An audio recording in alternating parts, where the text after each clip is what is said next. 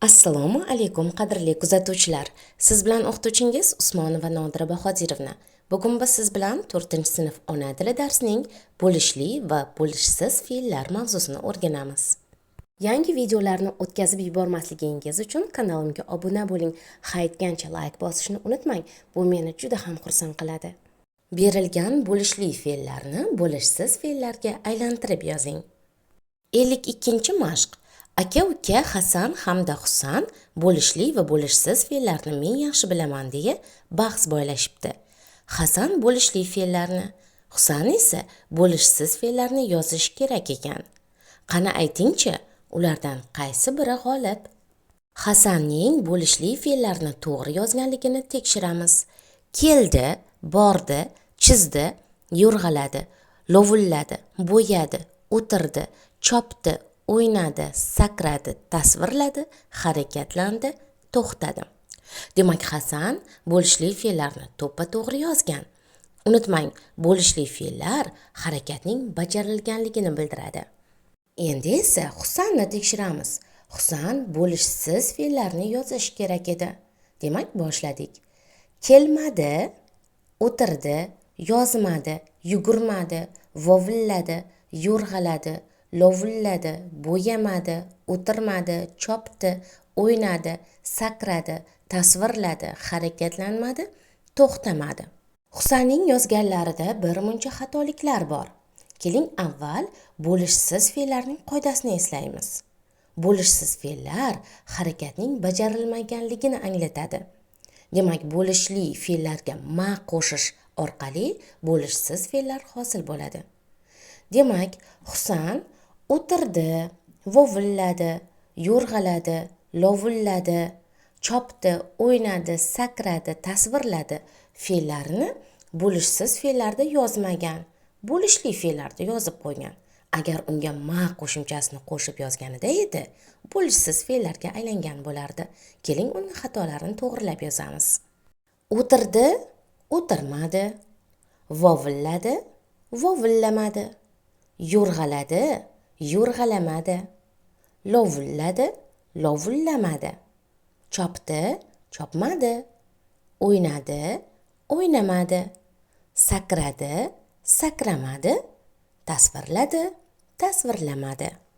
Demak, bo'lishli fe'llar harakatning bajarilganligini bildiradi, bo'lishsiz fe'llar esa harakatning bajarilmaganligini bildiradi. Bo'lishli fe'llarga ma qo'shimchasini qo'shsak, bo'lishsiz fe'llar hosil bo'ladi. 53-mashq. Berilgan tasvirdagi bo'lishli va bo'lishsiz fe'llarni ko'chirib yozing. 4 ta yoki 5 ta gapdan iborat matn tuzing deya topshiriq berilgan.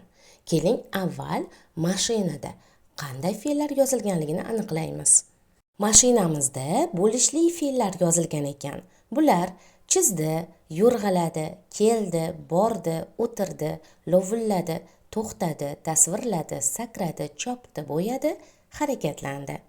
Samolyotning tasvirida esa bo'lishsiz fe'llar yozilgan ekan. Bular kelmadi, o'tirmadi, yugurmadi, lovullamadi, chopmadi, sakramadi, to'xtamadi, bo'yamadi, yozmadi, vovullamadi, harakatlanmadi, o'ynamadi, tasvirlamadi. Endi berilgan fe'llardan foydalanib matn tuzib yozamiz. Quyidagicha matn tuzib yozishimiz mumkin. Men bu matnga daryo bo'yidagi sayr deb sarlavha qo'ydim. Maktabdan qaytgan olim stol ustiga bugungi darsda o'rgangan chiroyli gul rasmini chizdi. Shu payt akasi uni birga aylanishga chaqirdi va ular birgalikda daryo bo'yiga bordilar. Daryo bo'yidagi maysalar orasida bir qurbaqa qimirlamay turardi. U bolalardan cho'chimadi, suvga qarab sakramadi. Qizig'i shundaki, bolalar bilan birga kelgan it ham juda aqlli chiqib qoldi. U qurbaqani ko'rsada uni qo'rqitib vovullamadi. Hamma tabiat go'zalligidan jimgina zavqlanardi. Aziz o'quvchilar, siz ham yuqoridagi berilgan fe'llardan foydalanib ajoyib matn tuzib yozing.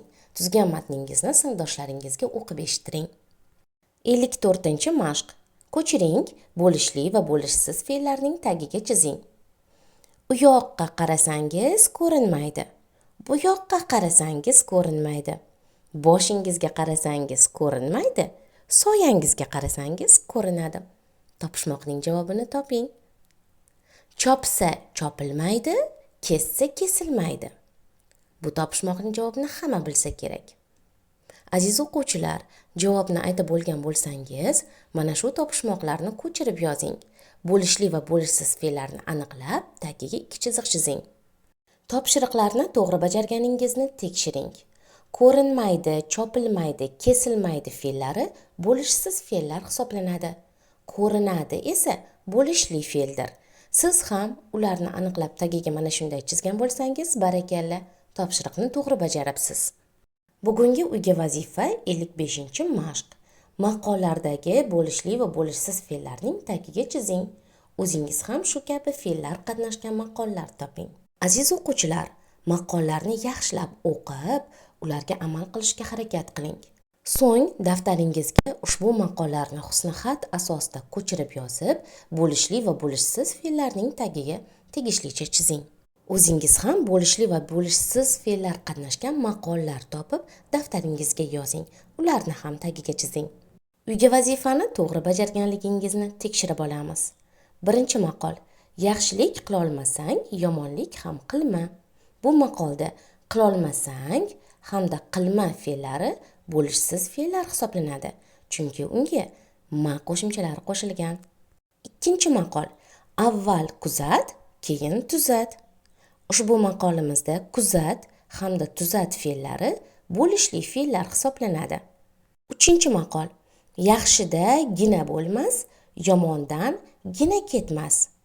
Bu maqolimizda bo'lmas, ketmas fe'llari bo'lishsiz fe'llardir. To'rtinchi maqol: gap bilan shoshma, ish bilan shosh. Bu maqolimizda shoshma bo'lishsiz fe'l, shosh bo'lishli fe'l. Beshinchi maqol: kishining ishiga boqma, so'ziga boq. Demak, boqma bo'lishsiz fe'l, boq bo'lishli fe'l. So'nggi 6-chi maqolimiz: do'st so'zini tashlama, tashlab boshing qashlama. Bu maqolimizda tashlama, qashlama fe'llari bo'lishsiz fe'llar hisoblanadi. Siz ham mana shu fe'llarni aniqlab tagiga chizgan bo'lsangiz, barakalla, topshiriqni to'g'ri bajaribsiz. Bo'lishli, bo'lishsiz fe'llar qatnashgan bir nechta maqollar bilan sizlarni tanishtiraman. Vaqt tog'ini yemirar, suv toshni kemirar. Bu maqolimizda yemirar, kemirar fe'llari bo'lishli fe'llar hisoblanadi. Yozda ishlamagan, qishda tishlamas. Demak, bu maqolimizda esa ishlamagan, tishlamas fe'llari bo'lishsiz fe'llar hisoblanadi. Oyda dog' bo'lsa bo'lsin, kishida dog' bo'lmasin. Bo'lsin bo'lishli fe'l, bo'lmasin bo'lishsiz fe'l. Bugungi darslarimiz ham o'z nihoyasiga yetdi. Kelgusi darslarda ko'rishguncha sog' omon bo'ling.